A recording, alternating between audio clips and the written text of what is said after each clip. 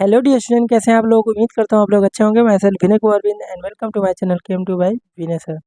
तो आज के इस सेशन में हम बात करने वाले हैं जेई मेंस 2024 पेपर डिस्कस करने वाले हैं। और इसमें जो 9 अप्रैल को शिफ्ट 1 का पेपर है उसको हम यहाँ पर डिस्कस कर रहे हैं। तो जो फर्स्ट क्वेश्चन है वो आपका एल्डिहाइड कीटोन कार्बोक्सिलिक एसिड से है। और ये नेम रिएक्शन है। और नेम रिएक्शन क्या है? गेटरमैन, ठीक है, गेटरमैन कोच रिएक्शन। और इस रिएक्शन से हम बेंजल्डिहाइड बनाते हैं।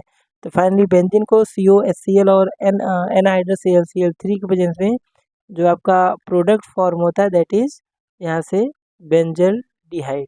इस क्वेश्चन का जो आंसर बनेगा वो फर्स्ट आंसर होगा, दैट इज बेंजल्डिहाइड।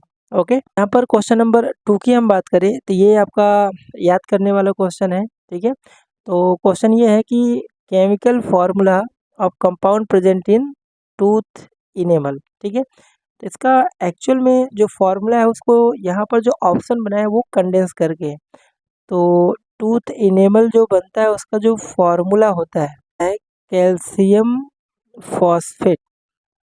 ठीक है, और ये कितना हो जाएगा, ये ट्वाइस हो जाएगा। और डॉट यहाँ से CaOH ट्वाइस होता है। ओके, और ये टोटल कितना होता है, 3 मोल होता है। तो मेन जो फॉर्मूला है उसका ये है। अब इसी को अगर कंडेंस करके लिखें तो कैल्शियम यहाँ पर जो है टोटल, यहाँ पर देखिए 9 और एक कैल्शियम यहाँ पर है। तो टोटल जो कैल्शियम है कितना है, 10। और फॉस्फेट जो है वो कितना है, यहाँ से 3 और 2 यहाँ से कितना हो जाएगा, 6। ठीक है, तो यहाँ से क्या बनेगा, PO4 और यहाँ से ये 6 हो जाएगा डॉट, और यहाँ से OH ट्वाइस। तो ये आपका इस फॉर्मेट में यहाँ पर आंसर दिया है। तो इसका जो आंसर हो जाएगा फर्स्ट।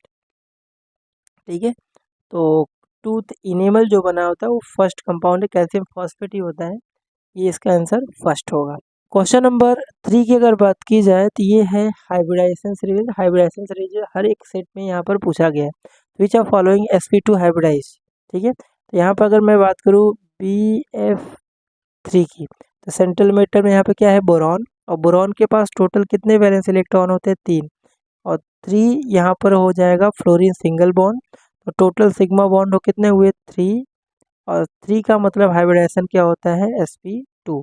sp2 का मतलब शेप कैसा होता है, ट्रायगोनल प्लेनर। ठीक है, और अगर यहाँ पर H2SO4 की बात की जाए, ठीक है, तो यहाँ पर सेंट्रल एटम कौन है, सल्फर। और इसका स्ट्रक्चर क्या होता है, कुछ इस तरह से होता है। ठीक है, और यहाँ से हो जाएगा डबल बॉन्ड। तो टोटल ये 4 सिग्मा बॉन्ड बना है, पाई बॉन्ड इसमें लेते नहीं, तो इसका हाइब्रिडाइजेशन टोटल क्या आएगा, sp3। नेक्स्ट अगर हम बात करें अमोनियम आयन का, NH4 में सेंट्रल एटम नाइट्रोजन है। इसके पास टोटल 5 इलेक्ट्रॉन होते हैं और एक प्लस चार्ज है, तो एक इलेक्ट्रॉन यहाँ से कम कर देना है। ये जो मैं बता रहा हूँ ये ट्रिक है हाइब्रिडाइजेशन निकालने का। तो टोटल यहाँ पर 4 सिंगल बॉन्ड, 4 हाइड्रोजन है, एक एक इलेक्ट्रॉन ही लेगा, तो 4 सिग्मा बॉन्ड का मतलब हाइब्रिडाइजेशन sp3। और नेक्स्ट यहाँ पर है NH3। इसके पास एक लोन पेयर है, तो नाइट्रोजन में टोटल कितने इलेक्ट्रॉन होते हैं, 5। और 3 यहाँ से देखिए हाइड्रोजन है बॉन्डेड एटम, तो 3 सिग्मा बॉन्ड और एक लोन पेयर, दैट मीन्स इसका टोटल 4 है। 4 का मतलब हाइब्रिडाइजेशन होगा sp3। फाइनल इसका जो आंसर आएगा BF3, इसका फर्स्ट आंसर होगा। ओके, नेक्स्ट बात करते हैं क्वेश्चन नंबर 4 की। ठीक है, तो क्वेश्चन नंबर 4 में दिया है विच आर फॉलोइंग ऑर्बिटल है हाईएस्ट एनर्जी। तो यहाँ पर आपको प्लस N+L रूल आपने पढ़ा होगा स्ट्रक्चर ऑफ एटम में। इसमें 2 केस आते हैं। केस 1 की अगर हम बात करें तो अगर आपको बहुत सारे ऑर्बिटल दिए तो जिसका N+L वैल्यू हाई होगा तो उसकी एनर्जी भी क्या होगी, यहाँ से ज़्यादा होगा। और अगर N+L वैल्यू सेम आ जाए, दूसरा जो केस है यहाँ पर केस 2, N+L वैल्यू अगर सेम आ जाए तो वहाँ पर एनर्जी जो डिसाइड करते हैं then energy decide by N value, जिसकी एन वैल्यू ज़्यादा होगा उसकी एनर्जी ज़्यादा होगा। तो चलिए बढ़ते हैं। पहले ऑप्शन में जो एन की वैल्यू दिया है 6 और एल की वैल्यू दिया है 0, तो यहाँ पर एन प्लस एल की वैल्यू कितना आएगा, 6 प्लस 0 कितना आएगा, 6। दूसरे ऑप्शन में देखिए एन की वैल्यू दिया है 5 और एल की वैल्यू दिया है 2, तो यहाँ पर 5 प्लस 2 कितना आ जाएगा, 7, है ना। तीसरे ऑप्शन में एन की वैल्यू दिया है 4 और एल की वैल्यू दिया है 2, तो 4 प्लस 2 यहाँ से आ जाएगा 6। और फोर्थ जो ऑप्शन दिया है यहाँ पर उसमें एन की वैल्यू दिया है 3 और एल की वैल्यू दिया है 1, तो यहाँ पर 3 प्लस 1 कितना आ जाएगा, 4। तो यहाँ पर जो मैक्स एनर्जी जा रहा है हाईएस्ट वो सेकेंड ऑप्शन है, तो N equal to 5 and L equal to 2। Okay,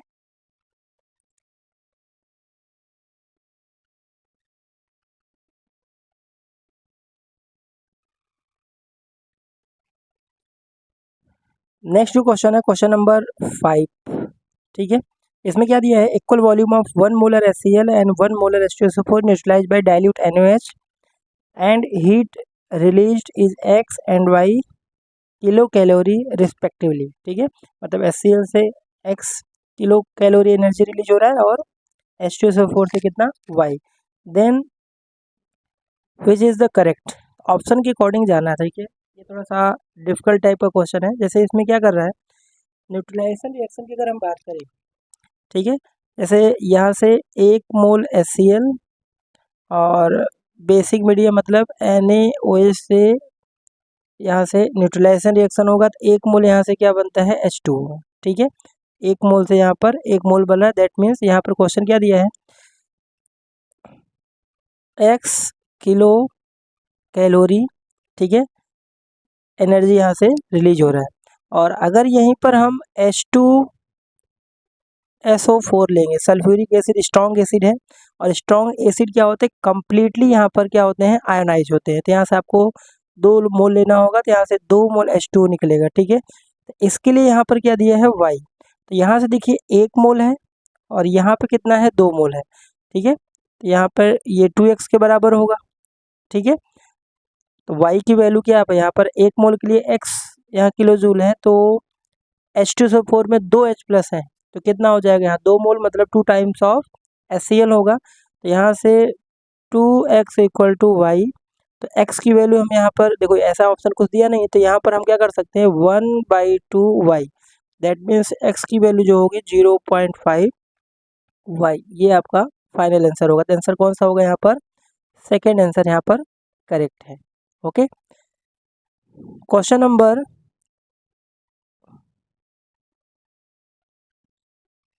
अगर 6 की हम बात करें तो इस क्वेश्चन में क्या दिया, consider the following electronic configuration, और Cu+2 और Cu+ आयन दिया हुआ है।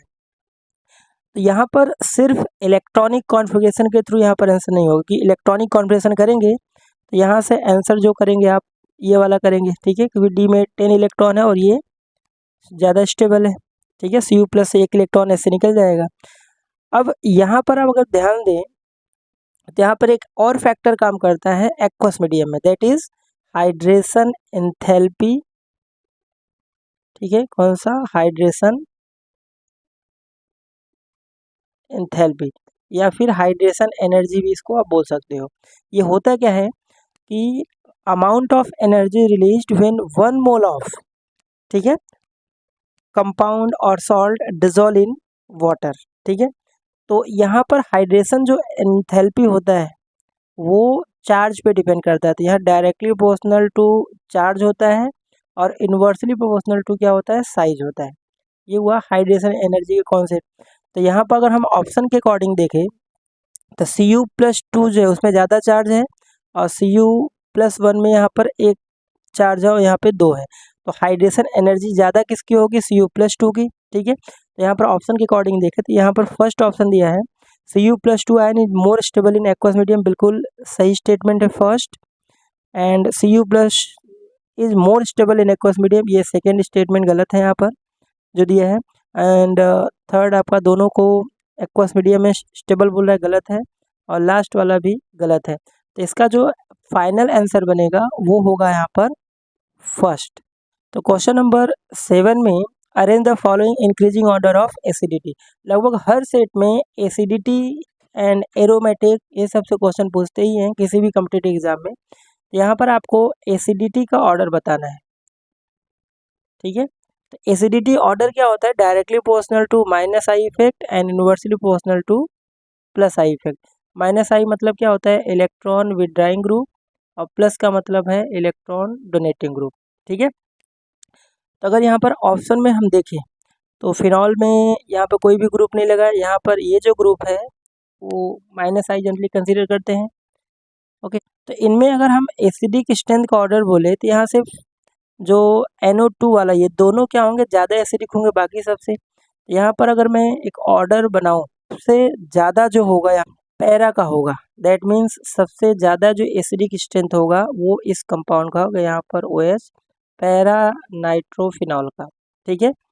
उसके बाद यहाँ पर आता है मेटा, क्योंकि इसमें दो इफेक्ट का प्लस आई भी काम करता है और प्लस माइनस एम इफेक्ट भी काम करता है, तो यहाँ पर इसलिए मेटा पे आपका सेकंड आएगा।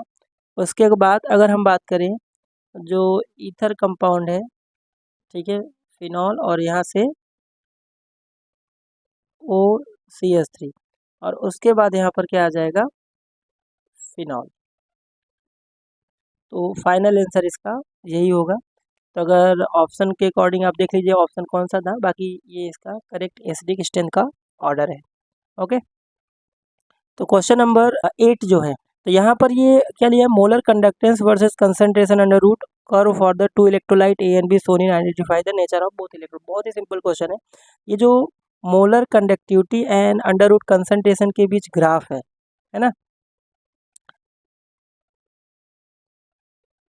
इसमें ये जो ग्राफ है जो स्ट्रेट लाइन ग्राफ है, इस ग्राफ की अगर मैं बात करूँ तो यहाँ पर ये जो स्ट्रेट दिख रहा है इसको ए नाम दे दिया, और ये जो कर्व टाइप का है इसको बी नाम दिया है। यहाँ पर लिमिटिंग मोलर कंडक्टिविटी और कंसंट्रेशन ग्राफ है। ये जो स्ट्रेट लाइन ग्राफ होता है वो होता है स्ट्रॉन्ग इलेक्ट्रोलाइट का, और ये जो कर्व है वो क्या है, वीक इलेक्ट्रोलाइट का ग्राफ है। सिंपल सा क्वेश्चन है। तो ये ए जो होगा स्ट्रॉन्ग और बी जो होगा वीक। तो ऐसा ऑप्शन कौन सा बन रहा है, ऑप्शन थर्ड, ठीक है। ये strong electrolyte, weak B electrolyte, और इसका एक ग्राफ इक्वेशन होता है। अगर इक्वेशन की बात करें तो उस इक्वेशन को बोलते हैं क्या, डे बाय,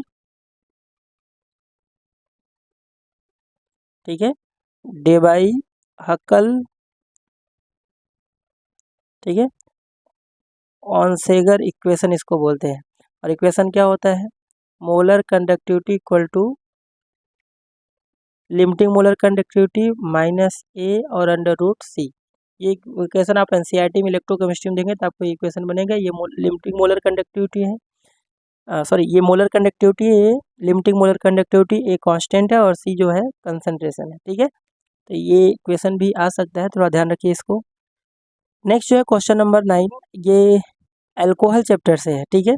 अल्कोहल चैप्टर में आपने हाइड्रोबोरेशन ऑक्सीडेशन रिएक्शन अगर पढ़ा होगा तो बहुत ही सिंपल सा क्वेश्चन, अगर मैं इसका प्रोडक्ट बनाऊँ तो यहाँ पे देखिए प्रोपीन कंपाउंड है और डाइबोरेन और H2O2, और यहाँ पर मतलब यहाँ पर जो प्रोडक्ट बनेगा according to anti Markovnikov rule, ठीक है, एंटी मार्को निको रूल के अकॉर्डिंग प्रोडक्ट बनेगा।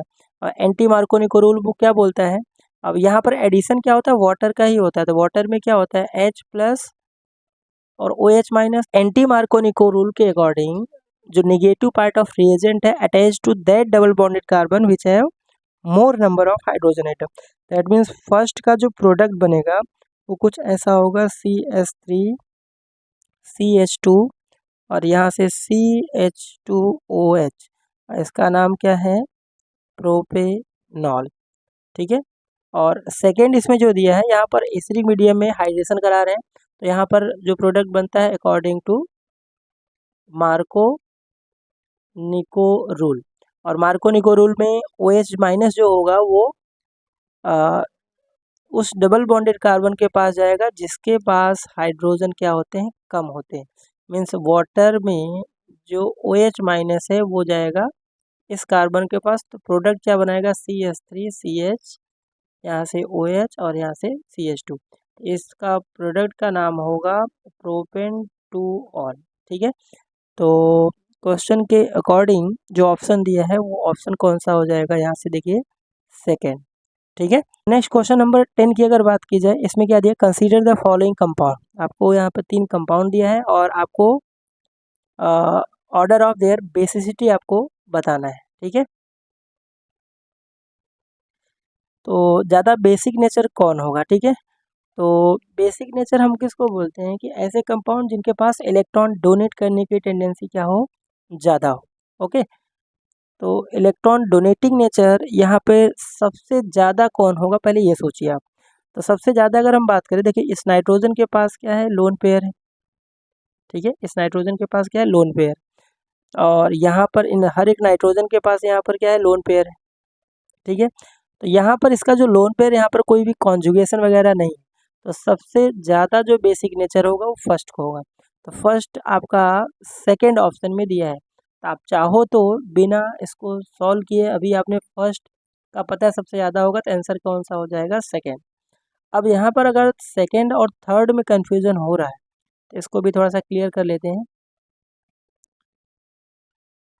ठीक है, यहाँ पर डबल बॉन्ड है, बाकी यहाँ पर और यहाँ पर, और दूसरा जो कंपाउंड दिया है उसमें नाइट्रोजन, यहाँ पर एक हाइड्रोजन इसके पास भी है और एक हाइड्रोजन यहाँ पर भी होगा, और इसके पास भी क्या है, लोन पेयर, और इसके पास भी लोन पेयर, और यहाँ पर इस तरह से।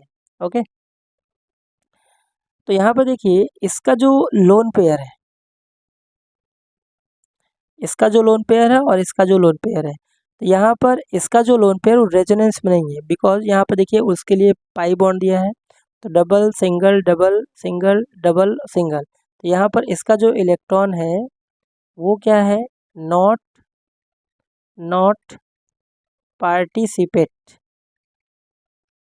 इन रेजोनेंस, तो मतलब डोनेट करने की टेंडेंसी ज़्यादा होगी, बट इसका जो लोन पेयर है वो रेजोनेंस में पार्टिसिपेट कर रहा है। दैट मीन्स इसका इलेक्ट्रॉन डोनेट करने की टेंडेंसी क्या हो, कम होगी, और इसका ज़्यादा होगा। दैट मीन्स इसमें सेकेंड होगा एंड देन थर्ड होगा। ओके, ठीक है, क्वेश्चन नंबर 11 की बात की है, which are following is colourless. तो कलरलेस ये सब क्या है, एफ ब्लॉक के एलिमेंट है। तो ये थोड़ा सा याद करने वाला क्वेश्चन था, अगर आपको एफ ब्लॉक के एलिमेंट पता है तो आप ये कर सकते हैं, और इसका जो आंसर होगा वो हो जाएगा सेकेंड। और ऐसा क्यों होगा, क्योंकि हम कलरलेस किसको बोलते हैं, जिसका एफ ऑर्बिटल जो है वो क्या हो, टोटली फिल्ड हो, या तो फिल्ड हो या तो उसमें जीरो इलेक्ट्रॉन हो, तो इस केस में वो क्या होते हैं, कलरलेस होते हैं। इस ऑप्शन के अकॉर्डिंग Lu ल्यूटेटियम +3 जो है, क्योंकि +3 ऑक्सीडेशन स्टेट होता है इसका, तो इसका कलरलेस होगा कौन सा, सेकेंड आंसर। नेक्स्ट बात करें यहाँ पर क्वेश्चन नंबर 12 की। ओके, तो 12 में आपसे पूछा how many species have single unpaired electron. Single unpaired electron यहाँ पर बात करना है। ठीक है, तो यहाँ पर अगर मैं बात करूँ, जो आपने मॉलिक्यूलर ऑर्बिटल थ्योरी पढ़ा हुआ है, ठीक है, तो इसका जो मॉलिक्यूल का इलेक्ट्रॉनिक कॉन्फ़िगरेशन होता है, अगर किसी भी स्पीसीज में 14 इलेक्ट्रॉन से कम हो, लेस देन 14 इलेक्ट्रॉन किसी स्पीसीज में हो, तो उसका जो इलेक्ट्रॉनिक कॉन्फ़िगरेशन होता है क्या होता है, σ1s, फिर उसी का एंटी बॉन्डिंग। ठीक है, फिर क्या होता है σ2s, फिर उसी का क्या होता है, एंटी बॉन्डिंग। उसके बाद आता है पाई 2p(x) equal to pi 2p(y), और उसके बाद आता है σ2pz, और उसके बाद इसी का anti bonding 2p(x) equal to anti bonding 2p(y), और लास्ट में होता है σ2pz एंटी बॉन्डिंग। ठीक है, अब अगर इसमें आपको जो ऑप्शन दिया है, इसमें देखिए कौन कौन से स्पीसीज में 14 या 14 से कम इलेक्ट्रॉन है। ठीक है,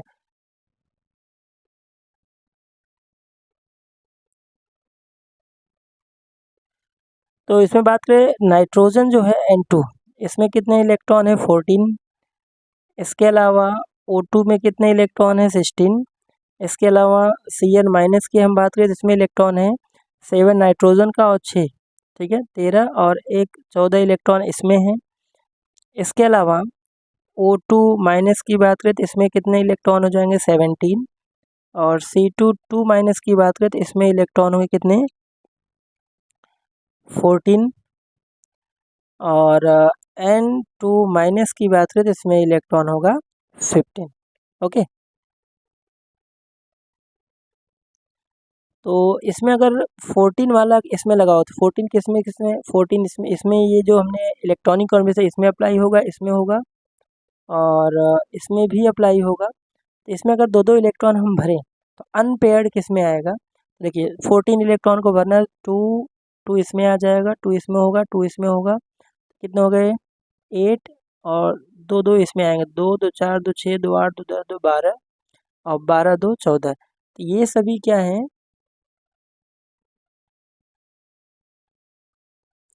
पेयर्ड है। तो दैट मीन्स ये आंसर तो नहीं होगा, मतलब ये भी नहीं होगा, ये भी नहीं होगा, और ये भी नहीं होगा। अब बात करते हैं हम O2 का, ठीक है, और O2 माइनस 1, और एक बात कर लेते हैं यहाँ पर N2 माइनस का, ठीक है। तो इसका जो केस होता है थोड़ा सा अलग होता है।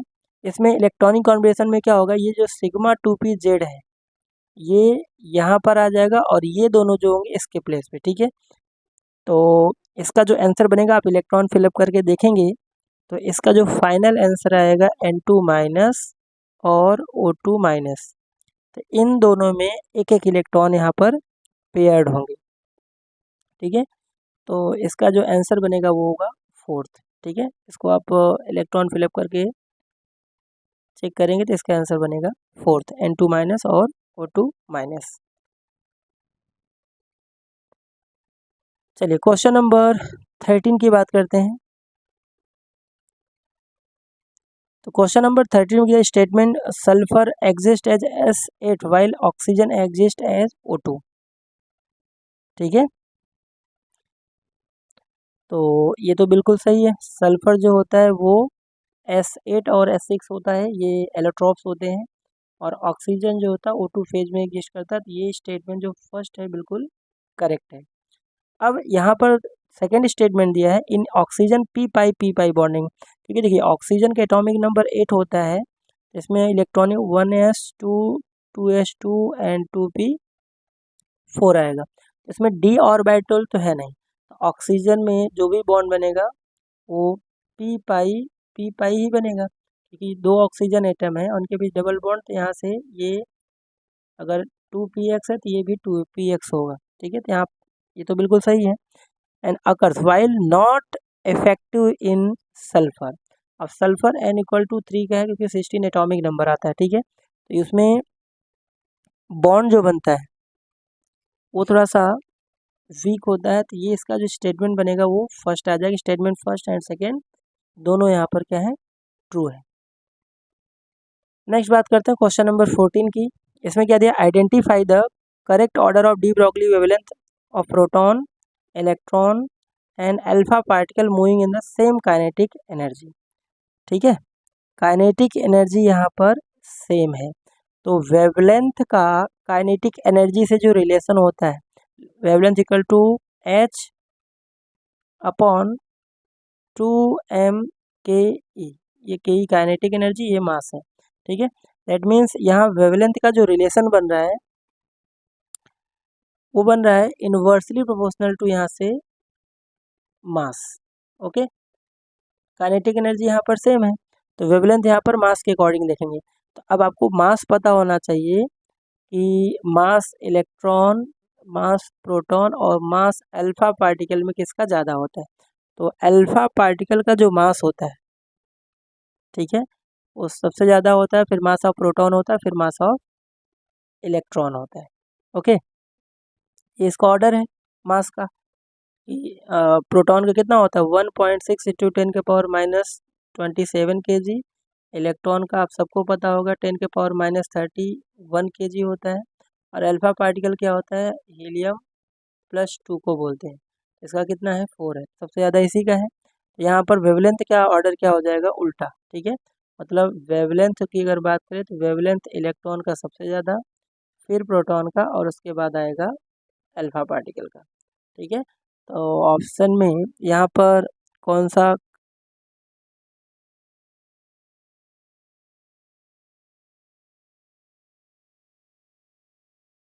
तो नेक्स्ट क्वेश्चन, क्वेश्चन नंबर 15 क्या दिया है यहाँ पर, देखिए consider the reaction between lead sulphide and nitric acid. आपको यहाँ पर बताना है which of following is not for, ठीक है। ये पी ब्लॉक का क्वेश्चन है, जनरली ये रिएक्शन से रिलेटेड है। तो इसका रिएक्शन क्या होगा कि जब हम लीड सल्फाइड को नाइट्रिक एसिड से रिएक्शन कराते हैं HNO3 से, यहाँ तो प्रोडक्ट क्या फॉर्म होता है, इम्पॉर्टेंट ये है। तो यहाँ से, ठीक है, लीड नाइट्रेट फॉर्म होता है PbNO3 ट्वाइस, ठीक है, लीड नाइट्रेट फॉर्म होगा, और कितना यहाँ से होगा, 3 मोल, और प्लस यहाँ से सल्फर यहाँ से प्रेसिपिटेट फॉर्म में फॉर्म होता है। इसके अलावा, ठीक है, इसके अलावा NO फॉर्म होगा, और इसके अलावा H2O मॉलिक्यूल यहाँ से फॉर्म होता है। इसको बैलेंस कैसे करते हैं, यहाँ पर 3 हो जाएगा, यहाँ पर 8 हो जाएगा, इसके अकॉर्डिंग यहाँ लीड हो जाएगा 3, ठीक है, सल्फर 3 है ही, और नाइट्रिक ऑक्साइड NO कितना होगा, 2, और ये होगा। तो यहाँ से आप क्वेश्चन को ध्यान दीजिए, क्या क्या यहाँ से फॉर्म हो रहा है, इसमें हमें बताना है कौन सा फॉर्म नहीं हुआ। तो देखिए NO नाइट्रिक ऑक्साइड भी बन रहा है, सल्फर भी फॉर्म हो रहा है, और लीड नाइट्रेट जो है ना, ये भी फॉर्म हो रहा है। तो यहाँ से आंसर अपना क्या होगा, NO2 गैस यहाँ से फॉर्म नहीं होगा। तो इस क्वेश्चन का आंसर क्या हो जाएगा, सेकेंड। ओके, चलिए आगे बढ़ते हैं, क्वेश्चन नंबर 16। तो इस क्वेश्चन की बात करें तो क्या दिया है, which of following statement is incorrect, ठीक है, इनकरेक्ट यहाँ पर क्वेश्चन सेंटेंस कौन सा है। ये स्पेसिफिक टाइप का क्वेश्चन है, ठीक है, ये बहुत ही थियोरेटिकल डीप क्वेश्चन है, अगर आपको आ रहा है तो हो जाएगा। तो यहाँ पर KMnO4 NH secondary and primary standard, सबसे पहले आपका इसका कुछ पॉइंट आप जान लीजिए कि प्राइमरी जो स्टैंडर्ड होता है वो बोलते किसको है, ठीक है, प्राइमरी स्टैंडर्ड बोलते किसको, इसकी प्रॉपर्टीज क्या होती है। सबसे पहली प्रॉपर्टी ये है कि ये प्योर होने चाहिए, है ना। दूसरी प्रॉपर्टी ये है कि ये इनर्ट होते हैं, मतलब प्राइमरी स्टैंडर्ड जो भी सब्सटेंस होते हैं इनर्ट होते हैं, दैट मीन्स नॉन रिएक्टिव होते हैं, क्लियर है। इसके अलावा जो होते हैं सोल्यूबल वाटर में होते हैं, वाटर में क्या होते हैं, सोल्यूबल होते हैं, और ये नॉन रिएक्टिव का मतलब ये एयर से रिएक्ट वगैरह नहीं करते हैं, ठीक है, नॉन रिएक्टिव विथ एयर, ये प्राइमरी स्टैंडर्ड की क्वालिटी है। बाकी इसके अलावा जो होगा सेकेंडरी होगा। तब यहाँ पर ऑप्शन आप देखिए, फर्स्ट जो दिया है कि KMnO4 NaNH can be used as a secondary standard, ये जो स्टेटमेंट है वो ट्रू है। ऐसा क्यों, क्योंकि देखिए आपने कॉस्टिक सोडा NaOH देखा होगा कि जब भी हम उसको एटमॉस्फेयर में रखते हैं तो मॉइस्चर एब्जॉर्ब कर लेता है। मान लीजिए सपोज आपने 2 ग्राम NaOH का क्रिस्टल लिया, तो एटमॉस्फेयर से मॉइस्चर एब्जॉर्ब करके उसका अगर वेट करेंगे हम, तो कुछ टाइम बाद वो वेट 2 ग्राम से ज़्यादा हो जाएगा, ठीक है। ये आपका सेकेंडरी है, बिल्कुल ट्रू है। Primary standard should not undergo change in air, हमने बताया अभी कि इनर्ट होते हैं एयर के साथ, ये रिएक्ट नहीं करते, तो ये भी ट्रू है। थर्ड की अगर बात करूँ तो reaction of primary standard with another substance would not be spontaneous, ये फॉल्स स्टेटमेंट है ना, रिएक्शन प्राइमरी स्टैंडर्ड स्टेंटेनियस नहीं होता है। और फोर्थ दिया है primary standard should be soluble in water, तो ये प्रॉपर्टी में ये भी आपका ट्रू है। तो फाइनल इसका जो आंसर बनेगा वो होगा यहाँ से थर्ड। ओके, थ्योरेटिकल क्वेश्चन था। नेक्स्ट बात करते हैं क्वेश्चन नंबर 17 की। ओके, तो क्वेश्चन नंबर 17 यहाँ पे क्या दिया हुआ है, the number of geometrical isomer of, यहाँ पर एक आपको क्या दिया है, कॉम्प्लेक्स कंपाउंड दिया हुआ है, ठीक है।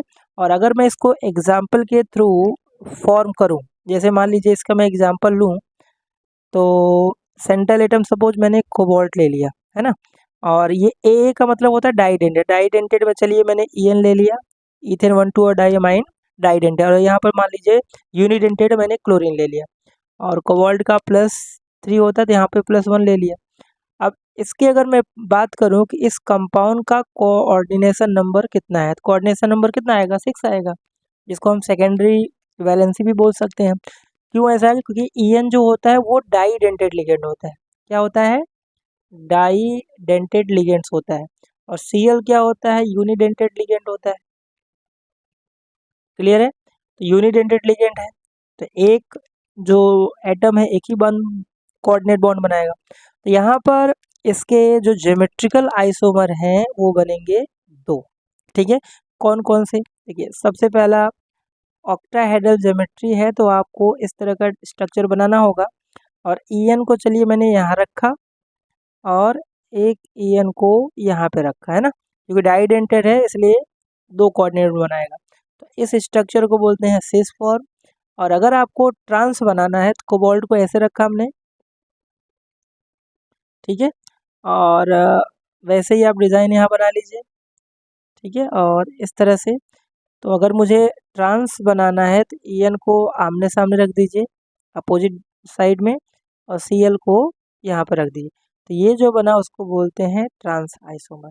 ठीक है, तो यही होता है geometrical isomer, cis and trans.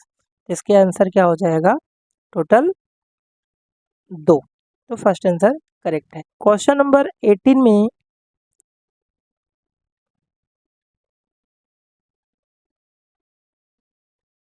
Question number 18 में क्या दिया, arrange the following increasing order of their stability. यहाँ पर देखिए ये आपके रेजोनेंस से रिलेटेड हैं, तो कुछ थ्योरेटिकल पॉइंट आपको पता होंगे तो ये क्वेश्चन आसानी से बन जाएगा। तो पहले मैं इसका कॉन्सेप्ट बता दे रहा हूँ, कॉन्सेप्ट है क्या इसके पीछे, कैसे आप स्टेबिलिटी डिसाइड करेंगे। तो सबसे पहला पॉइंट ये देखना है कि अगर negative charge more electronegative element के ऊपर स्ट्रक्चर में है तो उसकी स्टेबिलिटी क्या होती है, ज़्यादा होती है। मतलब नेगेटिव चार्ज, ठीक है, ऑन मोर इलेक्ट्रोनेगेटिव एलिमेंट पे हैं तो वो क्या करते हैं, स्टेबिलिटी को, उस कंपाउंड की स्टेबिलिटी को क्या कर देते हैं, इंक्रीज करते हैं। तो पहला पॉइंट तो ये है। ओके, दूसरा थ्योरेटिकल पॉइंट यह है कि अगर पॉजिटिव चार्ज, ठीक है, पॉजिटिव चार्ज अगर नेगेटिव मतलब मोर इलेक्ट्रोनेगेटिव एलिमेंट के ऊपर है तो वो क्या करते हैं, स्टेबिलिटी को डिक्रीज करते हैं। सिंपल सा कॉन्सेप्ट, नेगेटिव चार्ज अगर मोर इलेक्ट्रोनेगेटिव एलिमेंट के हो तो स्टेबिलिटी बढ़ाएगा, और अगर पॉजिटिव चार्ज मोर इलेक्ट्रोनेगेटिव के बीच है तो स्टेबिलिटी को घटाएगा। ठीक है, और इसके अलावा एक पॉइंट और इस क्वेश्चन को करने के लिए चाहिए कि डिस्टेंस बिटवीन अपोजिट चार्ज, अब पॉजिटिव नेगेटिव चार्ज, ठीक है, इनवर्सली प्रोपोर्शनल टू क्या होता है, स्टेबिलिटी। मतलब जितने डिस्टेंस पे पॉजिटिव नेगेटिव चार्ज होंगे उनकी स्टेबिलिटी क्या होगी, उतनी कम होगी। ओके, यहाँ तक तो क्लियर है। अब आते हैं इसमें ऑप्शन पे। अब यहाँ से सबसे पहले आप ऑप्शन ए को देखिए और बी को देखिए। ठीक है, ए में अगर मैं बात करूँ,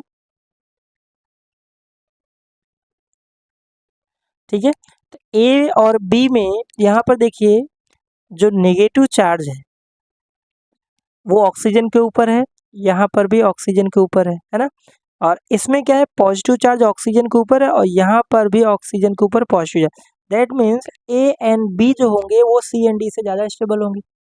अब आपको डिसाइड करना है कि ए एंड बी में ज़्यादा स्टेबल कौन होगा। ओके, तो ज़रा बताइए, हमने जो कॉन्सेप्ट लगाया उसमें जो तीसरा पॉइंट है उससे ये क्वेश्चन हो जाएगा। तो यहाँ पर देखिए पॉजिटिव नेगेटिव जो चार्ज है यहाँ पर डिस्टेंस कम है, और यहाँ पर देखिए ज़्यादा डिस्टेंस पे है ना, 2 एटम बीच में आ रहा है और यहाँ पर एक भी एटम नहीं। तो यहाँ से अगर मैं बात करूँ स्टेबिलिटी की, मैं बात करूँ, है ना, तो स्टेबिलिटी आप खुद डिसाइड करिए, सबसे ज़्यादा बी को होगा देन ए को होगा। मेरे ख्याल से क्लियर है ना, ये तीसरे पॉइंट से ये कॉन्सेप्ट हमने लगाया। अब हम बात करते हैं सी एंड डी में। सी एंड डी में अब यहाँ पर पॉजिटिव चार्ज जो है ऑक्सीजन के ऊपर दोनों में है ना। अब यहाँ पर दोनों में चीज़ है, तो दूसरा आप ये तीसरा पॉइंट कॉन्सेप्ट ही लगाओ। तो तीसरा पॉइंट यहाँ पर ये है कि अपोजिट जो चार्ज है नज़दीक में यहाँ पर है, तो इसकी स्टेबिलिटी क्या हो जाएगी, ज़्यादा। दैट मीन्स यहाँ से सी आ जाएगा, देन यहाँ पर डी। सबसे जो लेस स्टेबल होगा वो आपका क्या हो जाएगा, डी। तो इसका फाइनल आंसर होगा सबसे ज़्यादा बी होगा, देन ए होगा, देन सी। तो ये इसका फाइनल आंसर है। ओके, तो इसका आंसर क्या बनेगा यहाँ पे लास्ट में, फोर्थ ऑप्शन। ओके, चलिए क्वेश्चन नंबर 19 की बात करते हैं। तो क्वेश्चन नंबर 19 में स्टेटमेंट यहाँ पे दे, स्टेटमेंट 1, स्टेटमेंट 2। तो यहाँ पर हमने देखिए ये कोऑर्डिनेशन कंपाउंड का ही है। तो ये अभी अभी हमने क्वेश्चन एग्जांपल लिया था जनरल, ठीक है। तो यहाँ पर वही है। तो यहाँ पर देखिए बोला है कि 3 ज्योमेट्रिकल आइसोमर फॉर्म होंगे। बिल्कुल गलत है। ज्योमेट्रिकल जो आइसोमर होता है GI, तो इस कंपाउंड के सिर्फ 2 ज्योमेट्रिकल आइसोमर फॉर्म होंगे, ठीक है। अभी अभी हमने डिस्कस किया था कोबाल्ट। फटाफट बना लेते हैं। EN यहाँ पर आ जाएगा और इस तरह से EN यहाँ पर, बाकी Cl इसके ऊपर प्लस चार्ज होगा। तो ये होगा सिस। और ट्रांस की अगर मैं बात करूँ, है ना, ऑक्टाहेड्रल ज्योमेट्री है, तो Cl को यहाँ रख दीजिए और EN को इधर और EN को यहाँ पर। तो ये जो बना हुआ होगा trans. Geometrical isomer 2 possible, that means ये जो स्टेटमेंट फर्स्ट है वो फॉल्स स्टेटमेंट है। और सेकंड की हम बात करें तो इसका बोला है स्टेटमेंट 2 में कि ऑक्टाहेड्रल ज्योमेट्री है, तो बिल्कुल सही है। इसके कोऑर्डिनेशन नंबर कितने आएंगे, 6। और 6 का मतलब क्या होता है, ऑक्टाहेड्रल ज्योमेट्री। तो ये जो स्टेटमेंट है वो ट्रू है ना। तो इसका जो आंसर बनेगा, first incorrect and second statement is correct, that means इसका जो आंसर बनेगा वो सी, थर्ड ऑप्शन होगा। ओके, चलिए क्वेश्चन नंबर 20 की बात करते हैं। तो 20 में यहाँ पर दिया है कि purification method organic compound does not depend on. तो थियोरेटिकल पॉइंट है, ये शेप पे डिपेंड नहीं करता है, ठीक है। तो ये किस पे नहीं डिपेंड करता है, शेप ऑफ कंपाउंड पे डिपेंड नहीं करता है। ओके, चलिए सेक्शन बी की हम बात करते हैं। इस भी इंटीजर टाइप के क्वेश्चन होते हैं। Question number 22। अब इससे आसान क्वेश्चन क्या लेंगे, आपको एम्बीडेंट न्यूक्लियोफाइल या लिगेंड्स आपने पढ़ा हुआ है। तो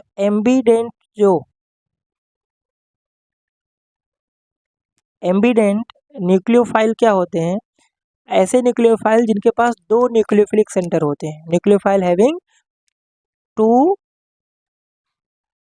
न्यूक्लियोफिलिक सेंटर। और पूरे 12th क्लास में आपने 3 कंपाउंड पढ़ा हुआ है ना। हेलोएल्केन में ये टॉपिक है और बाकी एम्बीडेंट लिगेंड होता है तो वो कोऑर्डिनेशन का। तो उसमें एक तो Cn माइनस आता है, SCN होता है, और एक होता है NO2 माइनस। तो अगर यहाँ पर ये कार्बन लिंक होगा तो इसको साइनाइड बोलते हैं, इसको थायोसाइनाइटो S बोलते हैं, और इसको थायोनाइट्राइटो नाइट्रीटो N बोलते हैं। और इसमें दूसरा नाइट्रोजन होगा तो NC होगा, इसमें NCS होता है, नाइट्रोजन कोऑर्डिनेट इलेक्ट्रॉन देगा। और इसमें एक होता है कौन, ये ऑक्सीजन। तो ये डोनर साइट होते हैं 2। इसका जो आंसर बनेगा, इसमें टोटल कितने हैं देखिए, एक तो होगा Cn, एक SCN और एक NO2, बाकी ये सब नहीं होंगे। तो इसका जो नंबर पूछा है तो इसका नंबर कितना होगा, 3 इसमें एम्बीडेंट न्यूक्लियोफाइल है। Okay, total number of essential amino acid. Essential amino acid क्या होता है कि ऐसे एसिड जो हम डाइट के थ्रू लेते हैं, ठीक है, डाइट के थ्रू हम लेते हैं उसको बोलते हैं एसेंशियल एमिनो एसिड। ये हमारी बॉडी में सिंथेसाइज नहीं होता है। तो आपसे पूछा है कितने ऐसे होते हैं, तो आपने बायोमोलिक्यूल में एक टेबल देखा, उसमें टोटल 20 है, जिसमें से 10 जो एमिनो एसिड होते हैं, है ना, वो क्या होते हैं, एसेंशियल एमिनो एसिड होते हैं। इसका आंसर क्या हो जाएगा, 10, ठीक है। नेक्स्ट क्वेश्चन यहाँ पर है 23। तो 23 जो क्वेश्चन है वो आपका सॉल्यूशन चैप्टर से है, ठीक है। अच्छा क्वेश्चन है, थोड़ा सा लेंदी है।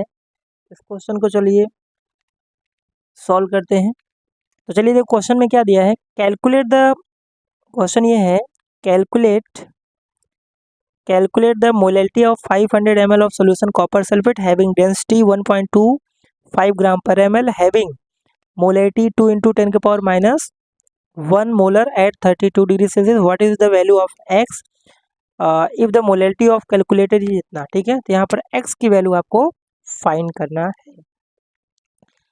तो सबसे पहले यहाँ पर देखिए अपने को मोलैलिटी निकालना है. तो मोलैलिटी का फॉर्मूला तो माइंड में होना चाहिए. और मोलैलिटी का फॉर्मूला क्या होता है? Weight of solute divide by molar mass of solute into यहाँ पर होता है क्या? मास ऑफ सॉल्वेंट, और ये होता है केजी में. ठीक है, ये तो हो गया मोलैलिटी का फॉर्मूला जो आप सभी को पता होगा. ओके, अब हम बात करते हैं इसके अब यहाँ पर सबसे पहले देखिए क्वेश्चन में वॉल्यूम ऑफ सॉल्यूशन दिया, डेंसिटी ऑफ सॉल्यूशन दिया है. तो सबसे पहले मैं क्या निकाल सकता हूँ? मास ऑफ सॉल्यूशन, क्योंकि सॉल्वेंट का मास इसमें चाहिए. तो मास ऑफ सॉल्यूशन निकालने के लिए क्या होता है? Density of solution into volume of solution. तो डेंसिटी ऑफ सॉल्यूशन कितना दिया? 1.25 और वॉल्यूम ऑफ सॉल्यूशन 500 ml. ठीक है, तो इसको मल्टीप्लाई करेंगे 625 ग्राम यहाँ पर सॉल्यूशन का मास आएगा. ओके, यहाँ तक क्लियर है. अब यहाँ पर क्वेश्चन में एक मोलैलिटी दिया हुआ है. मोलैलिटी क्या दिया हुआ है? देखिए 2 × 10⁻⁻ इतना मोलर दिया है. तो मैं इसको क्या लिख सकता हूँ? 0.2 लिख सकता हूँ, है ना. 10⁻⁻1 को मैंने डेसिमल इधर किया, तो ये इतना मोलर हुआ. और इसका मीनिंग क्या होता है? 0.2 mole of solute dissolve in 1 litre of solution. Okay, तो यहाँ से हमें 1 लीटर में कितना, तो मोल ऑफ सोल्यूट अपने को निकालना है, क्योंकि वेट यहाँ पर वेट ऑफ सोल्यूट अपने को चाहिए, है ना. तो यहाँ से एक कॉन्सेप्ट ये बन रहा है. ठीक है, यहाँ पर देखिए ध्यान से 1 लीटर में कितना ml होता है? 1000 ml ऑफ सोल्यूशन कंटेन कितना मोल यहाँ पे दिया है? 0.2 मोल सॉल्यूट, है ना. इसलिए 1 ml में कितना होगा? कैसे निकालेंगे? 0.2 डिवाइड बाई 1000. और इसलिए क्वेश्चन में कितना ml है? 500 ml है ना. हमें 500 में कितना सॉल्यूट है वो चाहिए, तो इंटू क्या कर दो? 500, है ना. इसको मल्टीप्लाई, इसको सॉल्व करेंगे तो ये तो हो गया यहाँ 2 टाइम, आ जाएगा 0.1 मोल. ये आपका सॉल्यूट का क्या आ गया? मोल. जब सॉल्यूट का मोल आ गया तो एक चीज़ तो यहाँ पर वेट ऑफ सॉल्यूट बिल्कुल निकाल सकते हैं. कैसे निकालेंगे? जो सॉल्यूट का मोल आया into molar mass of solute. और मोलर मास यहाँ पे देखिए कॉपर सल्फेट दिया हुआ है, तो कॉपर सल्फेट का जो मोलर मास आप निकालोगे वो कितना आएगा? सबका निकालें तो 159.5, क्योंकि कॉपर का 63.5 होता है, सल्फर का 32 और ऑक्सीजन का 16 और 4 है, 64 आ जाएगा, टोटल आएगा 159.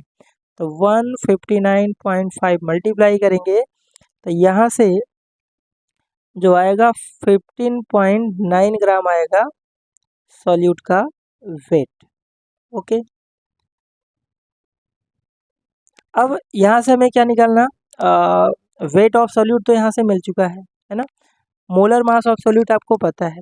मास ऑफ सॉल्वेंट, सारा खेल इसी का था. तो मास ऑफ सॉल्वेंट जो आप निकालो, कैसे निकालोगे? सॉल्यूशन का मास कितना था? हमने जो स्टार्टिंग में निकाला था 625. तो mass of solution minus mass of solvent 15.9, तो यहाँ से आ जाएगा कितना? 609.05 ग्राम, है ना. ये सॉल्वेंट का मास. और उसके बाद आपको क्या कर देना है? फॉर्मूला मोलैलिटी का जो हमने लिखा था वो यहाँ से कैलकुलेट करना है. तो वेट ऑफ सॉल्यूट कितना है? 15.9. ओके, और यहाँ से molar mass 159.5 into mass of solvent कितना है 609.05 और ये केजी में चाहिए तो 1000 यहाँ पर जाएगा। ठीक है, तो इसे कैलकुलेट करेंगे तो आंसर आएगा 0.164 आएगा। इसको राउंड ऑफ करेंगे तो इतना आएगा 10 के पावर माइनस। तो मुझे इसके टर्म में आंसर चाहिए, तो इसका जो फाइनली आंसर इंटीजर में लिखोगे 16। ओके, अच्छा क्वेश्चन था, इसका आंसर आएगा 16। क्वेश्चन नंबर 24 है ना। क्वेश्चन नंबर 24 में यहाँ पर देखिए, यहाँ पर रिडक्शन पोटेंशियल वैल्यू दिया हुआ है किसका, MnO4 माइनस कन्वर्ट हो रहा है किसमें, Mn+2 में, और इसकी Rp वैल्यू दिया है क्वेश्चन में 1.33 वोल्ट। ओके, तो आपसे पूछा है हाउ मेनी, ठीक है, how many of given species oxidise by MnO4 minus in aqua solution among the following. तो ये आपको यहाँ से चीज़ें दिया होता है, तो आपको टोटल नंबर बताना है, हाउ मेनी, है ना। तो कॉन्सेप्ट इसके पीछे क्या है, देखिए यहाँ पर आरपी वैल्यू जिसकी ज़्यादा होगी, ठीक है, आरपी वैल्यू जिसकी हायर होगी उसका क्या होता है, रिडक्शन, उसका होता है क्या, रिडक्शन। और रिडक्शन हमेशा कहाँ पर होता है, कैथोड पे। और आरपी वैल्यू जिसकी लोअर होगी, है ना, तो वहाँ पर होता है क्या, ऑक्सीडाइज होते हैं, ऑक्सीडेशन। और ऑक्सीडेशन कहाँ पर होता है, हमेशा एनोड पे। आपको बस इस सारे ऑप्शन में ABCD में से आपको ये देखना है कि 1.33 वोल्ट से कितनी ऐसी मेटल हैं जिनका इनकी वैल्यू क्या है, से स्मॉलर है। तो इसमें देखिए ऑप्शन में कॉपर का दिया है, कॉपर का यहाँ पर 0.34 वोल्ट दिया है। यहाँ पर ये किसकी तरह काम करेगा, कैथोड, मतलब ये रिड्यूस होगा, और इससे स्मॉलर है तो इसको क्या करेगा, ऑक्सीडाइज। ओके, इसके अलावा यहाँ पर जो क्रोमियम है उसका आरपी वैल्यू दिया -0.74, तो ये भी ऑक्सीडाइज है क्योंकि इससे 1.33 वोल्ट से कम है। और एक आपका सिल्वर दिया है, तो सिल्वर का भी, है ना, सिल्वर का भी वैल्यू कितना दिया, 0.80 वोल्ट, तो इसका भी यहाँ पर ऑक्सीडाइज कर देगा। बट यहाँ पर जो गोल्ड है उसकी वैल्यू हायर है, 1.68 है, जो 1.3 से क्या है, बड़ी वैल्यू है। इसको क्या करेगा, ये रिड्यूस करेगा, ऑक्सीडाइज नहीं करेगा। हमें वो क्या पूछा, ऑक्सीडाइज्ड बाई, तो टोटल कितने होंगे इसमें, एक तो फर्स्ट ऑप्शन को ऑक्सीडाइज करेगा, बी को भी करेगा, सी को भी करेगा, इसको ऑक्सीडाइज नहीं कर पाएगा। तो इसका टोटल आंसर कितना आ जाएगा, 3 मेटल्स हैं जिनको ये ऑक्सीडाइज कर पाएगा, क्योंकि यहाँ पर 3 ही ऐसे हैं जिनका 1.33 वोल्ट से लेस वैल्यू है। ठीक है, आसान क्वेश्चन था, कॉन्सेप्चुअल क्वेश्चन था। चलिए आगे बढ़ते हैं। क्वेश्चन नंबर 25 है ना। 25 क्वेश्चन में आपको क्या दिया है, rate of reaction is given. आपको यहाँ पर रेट ऑफ रिएक्शन दिया हुआ है, रेट इक्वल टू के, ए के पावर में 2 और बी के पावर में यहाँ कुछ नहीं, मतलब क्या होगा, 1 होगा। ये आपको रेट लॉ इक्वेशन दिया हुआ है। और रेट लॉ इक्वेशन में जो ऑर्डर ऑफ रिएक्शन निकालते हैं, ऑर्डर ऑफ रिएक्शन, तो क्या होता है, पावर का सम होता है। पावर कितना है यहाँ पर,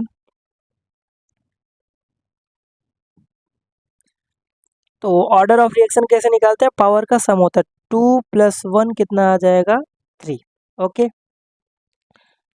तो यहाँ पर y की जो वैल्यू आ जाएगा वो कितना है, 3। एक तो यहाँ से हो गया। हमें x + y की वैल्यू आपको फाइंड करना है कि what is the value of x and y। ठीक है, तो यहाँ से y की वैल्यू तो आ गई। अब यहाँ पर कुछ चेंजेस कर रहा है कि if the concentration of both reactant and is double, दोनों रिएक्टेंट का कंसंट्रेशन डबल कर दे, तो यहाँ से कैसे करेंगे आप, है ना। तो रेट में क्या चेंज आएगा, आर डैश ये तो ऐसे ही रहेगा, ए का डबल करेगा तो 2a हो जाएगा, इसके पावर में कितना 2, और ये भी कितना हो जाएगा 2b, इसके पावर में 1। ठीक है, तो यहाँ से जो आर डैश आएगा, तो यहाँ देखिए 2 के पावर में 2 है तो 4, और इंटू 2 हो जाएगा, तो यहाँ से 8 बाहर हो जाएगा, के और a के पावर में 2, b के पावर में 1। अब ये जो वैल्यू है वो देखिए, जो फर्स्ट अपना था ये फर्स्ट हो गया है ना, ये सेकंड हो गया। तो ये जो पूरी वैल्यू है वो r के बराबर ही है, तो यहाँ से क्या आएगा, यहाँ से जो r डैश आएगा वो 8 टाइम इनिशियल रेट से आएगा, और ये जो वैल्यू है x की वैल्यू है ना। तो सिंपल सा x की वैल्यू आया 8, y की वैल्यू आया 3, तो इसका आंसर हो जाएगा 11। तो फाइनल इसका आंसर क्या आएगा, 11। नेक्स्ट जो क्वेश्चन है क्वेश्चन नंबर 26। इस क्वेश्चन में आपको क्या दिया है, the equimolar solution K2Cr2 and copper sulphate are separated by semi permeable membrane, how many following statement is incorrect.